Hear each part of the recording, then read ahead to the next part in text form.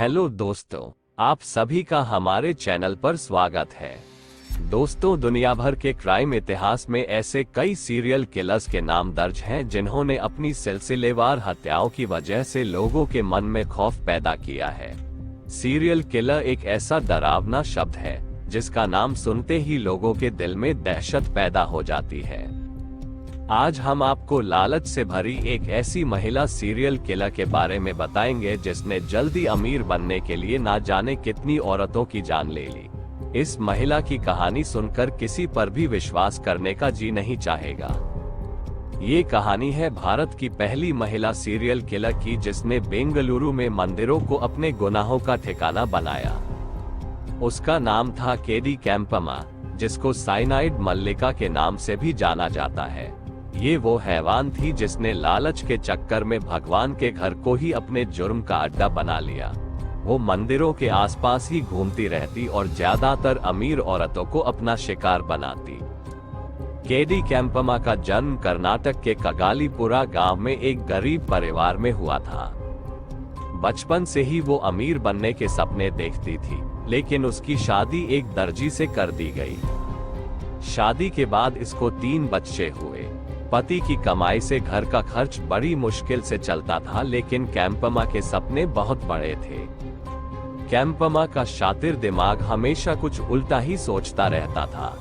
वो जल्दी से जल्दी अमीर बनना चाहती थी, इसलिए उसने कुछ कामवाली औरतों को अपने झांसे में लेकर चिट फंड कंपनी बनाए। उसने कई औरतों से इस कंपनी के नाम पर पैसा ऐंठा, लेकिन ये कारोबार भी ज्यादा दिन नहीं चल पाया। अब कैंपम्मा ने कुछ दुकानों में साफ सफाई का काम करना शुरू कर दिया। वो ज्यादातर सुनार या जौहरी की दुकानों में काम करती। जब वो गहनों को देखती तो उसकी लालच की भूख और बढ़ जाती। एक दिन एक सुनार एक सफेद पाउडर से गहनों की सफाई कर रहा था, तो उसने देखा कि उस पाउडर से पुराने गहनों में बिल्कुल नई चमक आ गई। उसने जब सुनार से इस बारे में पूछा तो उसने बताया कि ये बहुत घातक जहर होता है और गलती से अगर कोई खा ले तो उसकी मौत भी हो सकती है। वहीं से कैंपम्मा को साइनाइड जहर के बारे में पता चला। एक दिन लालच में आकर उसने दुकान में गहनों की चोरी कर ली, लेकिन पकड़ी गई। दुकानदार ने उसे पुलिस के हवाले कर दिया। 1997 में इस चोरी के आरोप में इसे जेल जाना पड़ा। 1 साल बाद जब ये लौटकर आई तो इसके पति ने इसे घर से निकाल दिया, क्योंकि वो एक चोर से कोई रिश्ता नहीं रखना चाहता था। अब कैंपम्मा अपना गांव छोड़कर बेंगलुरु शहर आ गई। अब ना तो उसके पास कोई काम था और ना ही पैसे। वो मंदिरों के आसपास बैठी रहती और देखती रहती कि यहाँ कौन आता है और क्यों आता है। काफी समय मंदिरों में रहने के बाद उसने यहाँ के तौर तरीके और पूजा पाठ करना सीख लिया था। केडी कैंपम्मा मंदिर में पूजा पाठ करती, लेकिन इसकी नजर मंदिर में आने वाली अमीर औरतों पर होती। ये उन औरतों की तरह अमीर बनना चाहती थी और यहीं से इसके शातिर दिमाग में एक ऐसे खौफनाक अपराध ने जन्म लिया जिसने पूरे देश को हिलाकर रख दिया। और फिर यहीं से उसके साइनाइड मल्लिका बनने की कहानी शुरू हुई। यहाँ पर उसने देखा कि मंदिर में ज्यादातर औरतें ही अपनी परेशानी लेकर आती है। उसने इन औरतों को अपना शिकार बनाने का प्लान बनाया, क्योंकि यह औरतें उसके लिए आसान शिकार थी। इस साइनाइड मल्लिका का पहला निशाना थी बेंगलुरु की रहने वाली 30 साल की ममता राजन। ममता राजन रोजाना मंदिर आती थी। इस दौरान कैंपम्मा ने उससे दोस्ती कर ली। बातों बातों में ममता ने कैंपम्मा को बताया कि उसको बच्चा नहीं हो रहा है, इसलिए वो भगवान से प्रार्थना करने आती है। कैंपम्मा ने उसको विश्वास दिलाया कि भगवान उसकी प्रार्थना जरूर सुनेंगे, लेकिन उसके लिए एक विशेष पूजा करनी पड़ेगी। ये पूजा काफी कठिन होती है। बच्चा पाने की चाहत में ममता तैयार हो गई। कैंपम्मा ने ममता को ये भी कहा कि ये पूजा उसको अकेली को ही करनी है, इसलिए वो घर में इसके बारे में किसी को ना बताए, वरना पूजा का फल नहीं मिलेगा। इसके बाद कैंपम्मा ने पूजा के लिए मंदिर से थोड़ी दूर एक सुनसान जगह तय की और ममता को कहा कि वो गहनों से पूरी तरह सज कर आए और साथ में कुछ पैसे भी लेकर आए। अब निर्धारित दिन 19 अक्टूबर 1999 को ममता तैयार होकर आ गई। कैंपम्मा ने पूजा शुरू की। पूजा के दौरान उसने ममता को कलश में रखा पवित्र पानी पीने को कहा। जैसे ही ममता ने वो पवित्र पानी पिया, ममता की सांस फूलने लगी और उसकी मौत हो गई। दरअसल कैंपमा ने उस पानी में साइनाइड मिला दिया था। इसके बाद कैंपमा उसके सारे गहने और पैसे लेकर फरार हो गई।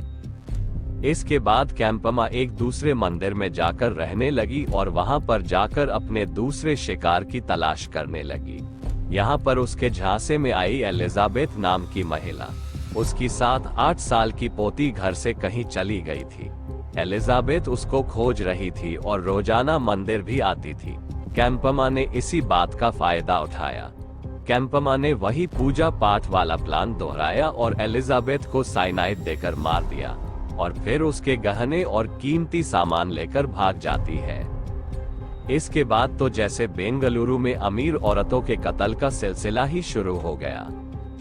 अक्सर अखबारों में अमीर औरतों की मौत की खबरें छपती, लेकिन कातिल कौन है ये पता नहीं चल रहा था। इस दौरान केडी कैंपमा ने 3 और औरतों को साइनाइड जहर देकर मार डाला। इन तीनों के नाम यशोधमा, मुनी अम्मा और पिलामा थे। यशोधमा के बेटे की शादी नहीं हो रही थी, इसलिए वो काफी परेशान रहती थी।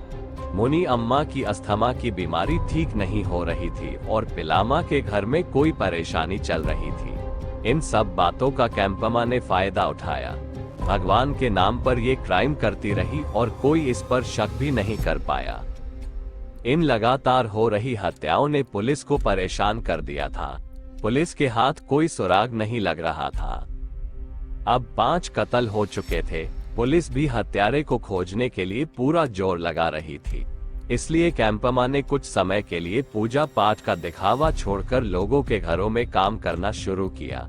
इस साइनाइड किलर ने 5 महिलाओं का कत्ल करके अपने पास इतना पैसा और गहने जमा कर लिए थे कि इसने कुछ समय तक कोई अपराध न करना ही मुनासिब समझा। करीब 5 साल बाद जब इसका पैसा खत्म होने लगा तो इसने फिर एक नई महिला को अपना शिकार बनाया। इस बार उसका शिकार थी 30 साल की नागवेनी नाम की महिला। नागवेनी मां नहीं बन पा रही थी, इसलिए वो काफी परेशान थी। नागवेनी का विश्वास जीतकर कैंपमा उसके साथ भी वही करती है जो उसने बाकियों के साथ किया। नागवेनी को मारने के बाद उसके सारे गहने उतार लेती है और फरार हो जाती है। एक बार फिर बेंगलुरु में दहशत फैल जाती है। औरतों में फिर डर का माहौल पैदा हो जाता है। अब ये साफ हो चुका था कि बेंगलुरु में सीरियल किलिंग हो रही थी और साइनाइड किलर फिर लौट आया है। उधर कैंपमा अपने अगले शिकार की तलाश में लग जाती है। इस बार इसके झांसे में आई बेंगलुरु में कोलाड की रहने वाली रेणुका नाम की एक महिला। उसी पुराने अंदाज में इसने पूजा पाठ और एक खास साधना करवाने के लिए इस महिला को भी सुनसान इलाके में ले जाकर साइनाइड दे दिया। जब काफी दिन तक रेणुका का पता नहीं चला तो उसका पति जो दुबई में काम करता था उसे खोजने भारत वापस आता है। वो रेणुका की गुमशुदगी की रिपोर्ट दर्ज करवाता है।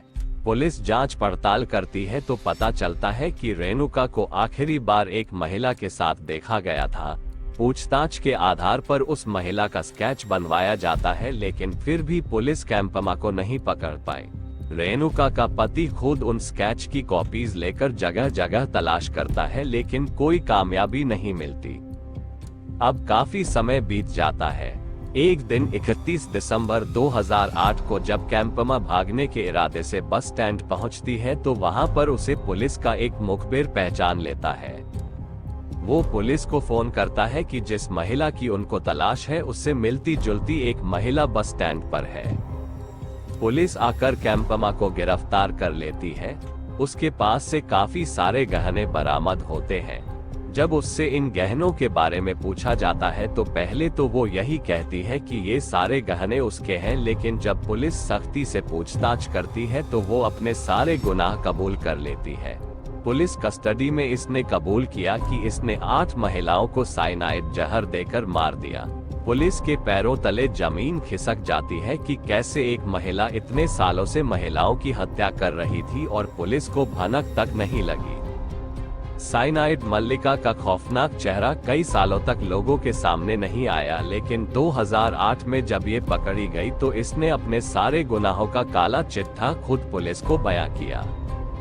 पुलिस जब जांच पड़ताल करती है तो ऐसे और भी काफी सारे केस सामने आते हैं जिसमें इसी तरह औरतों को मारा गया था। पुलिस के अनुसार केम्पमा ने 20 से ज्यादा महिलाओं की हत्या की थी, लेकिन पुलिस सिर्फ 6 महिलाओं की हत्या के सबूत जुटा पाती है। इन्हीं सबूतों के आधार पर 2012 में इसे अदालत ने सजाए मौत दी। हालांकि बाद में इस साइनाइड मल्लिका की मौत की सजा को उम्र कैद में तब्दील कर दिया गया।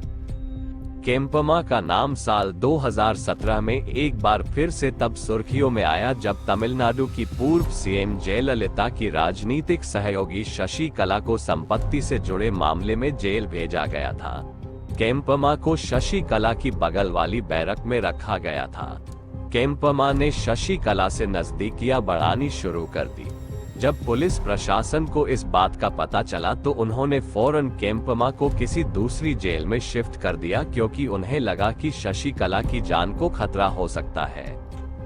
साइनाइड मल्लिका का केस अपराध जगत में इसलिए भी अहम हो जाता है क्योंकि इसने क्राइम को नई थ्योरी दी। इसने साबित कर दिया कि अपराध का महिला या पुरुष होने से कोई लेना देना नहीं होता।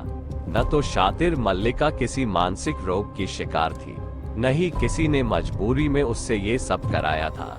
वो फितरत से ही अपराधी थी, इसलिए अपनी जिंदगी बेहतर बनाने के लिए मासूम औरतों के विश्वास को धोखा देती रही। अब केम्पमा बेंगलुरु की जेल में अपने किए गुनाहों की सजा काट रही है। लोगों को धोखा देकर वो अमीर तो न बन सकी बल्कि जेल की सलाखों के पीछे पहुंच गई। अगर आपको ये वीडियो अच्छी लगी हो तो लाइक और शेयर जरूर कर दें ताकि बाकी लोग भी इसे देखें और ऐसे लोगों से सतर्क रहें। ऐसी ही और वीडियोस के लिए चैनल को सब्सक्राइब करके बेल नोटिफिकेशन ऑन जरूर कर लें। मिलते हैं अगली वीडियो में, तब तक के लिए सावधान रहें।